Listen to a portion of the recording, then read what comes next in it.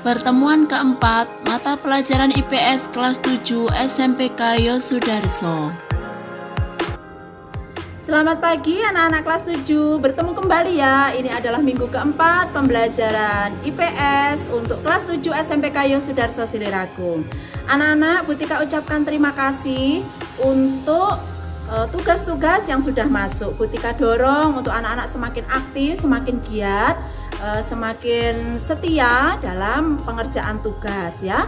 Butika akan memberikan apresiasi untuk anak-anak yang sudah mengumpulkan tepat waktu, dan tentu isi dari tugas kalian juga Butika perhitungkan. Untuk itu tetap anak-anak silahkan mengerjakan tugas-tugas yang belum Butika tunggu. Nah anak-anak, untuk pertemuan ini Butika sampaikan kepada anak-anak untuk memperhatikan materi kita saat ini, tujuan pembelajaran kita, juga tayangan dari pembelajaran kita. Nah di akhir video seperti biasanya Butika juga berikan tugas kepada anak-anak untuk dicatat, kemudian dikerjakan, dikirimkan ke grup dikirimkan ke WA, dan bisa didokumentasikan di buku catatan kalian masing-masing tugas-tugasnya ya. Dan nanti akan dikumpulkan atau Butika akan periksa secara manual nanti pada waktu anak-anak mengumpulkan jurnal ke sekolah. Nah sekali lagi Butika ucapkan selamat belajar untuk pembelajaran IPS jam ini. Tetap semangat, tetap.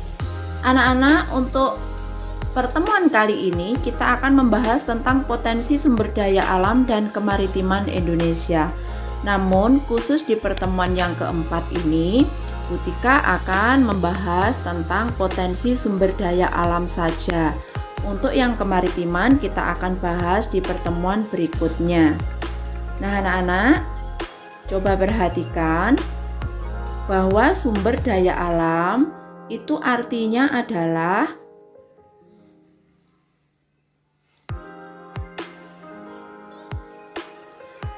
sumber daya alam adalah semua bahan yang ditemukan manusia di alam yang dapat memenuhi kebutuhan hidupnya. Dengan demikian dapat pula diartikan segala sesuatu yang ada di alam ini yang bisa bermanfaat untuk manusia itu disebut sumber daya alam. Nah, potensi sumber daya alam itu terbagi menjadi dua. Yang pertama adalah sumber daya hutan, dan yang kedua adalah sumber daya tambang. Nah, mari kita lihat satu persatu. Yang pertama, kita akan lihat terlebih dahulu tentang sumber daya hutan. Potensi sumber daya hutan. Anak-anak perlu ketahui bahwa luas hutan di Indonesia itu mencapai 99,6 juta hektar. Nah, tentu menyimpan keanekaragaman hayati yang sangat banyak, baik itu tumbuhan maupun hewan-hewan sangat beragam. Ya, kalian sambil bisa lihat di buku pelajaran kalian masing-masing. Nah, sekarang kita juga akan melihat bahwa hutan itu memiliki banyak sekali manfaat. Manfaat yang pertama yaitu sumber kehidupan bagi masyarakat. Yang kedua, hutan dapat menghasilkan oksigen dan menyerap karbon dioksida. Yang ketiga, mencegah erosi. Dan yang keempat, menyimpan air hujan lalu mengalirkannya ke sungai atau danau. Itu adalah manfaat dari hutan. Nah, sekarang kita akan beralih ke potensi sumber daya tambang. Apa sih yang termasuk sumber daya tambang itu? Perhatikan ya, minyak bumi dan gas, batu bara, bauksit, yang lainnya pasir besi, juga emas termasuk di dalamnya. Anak-anak silahkan sambil mengamati buku kalian ya, apa saja yang termasuk potensi sumber daya tambang. Nah sekarang kita akan lihat sebarannya, persebaran sumber daya tambang di Indonesia. Minyak bumi dan gas itu penghasil terbesar berada di Pulau Jawa.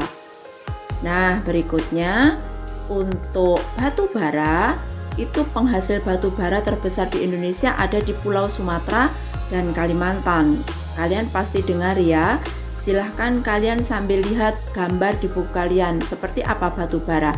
Nah, untuk bauksit itu yang paling banyak dihasilkan di Kepulauan Riau dan Kalimantan Barat. Nah, sekarang untuk emas, ya, emas itu berada di Aceh dan Papua. Kalian juga tahu bahwa di daerah kita juga ada emas di sana ya. Nah, anak-anak semuanya, itulah penjelasan mengenai sumber daya alam hutan dan tambang di Indonesia. Sekarang silahkan kalian amati buku pelajaran kalian dan kerjakan tugas berikut ini. Tugas kalian adalah yang pertama, catatlah jenis-jenis kayu beserta sebarannya. Yang kedua, sebutkan manfaat dari minyak bumi, batu bara, emas, dan bauksit. Terima kasih telah mengikuti pembelajaran ini dan sampai jumpa.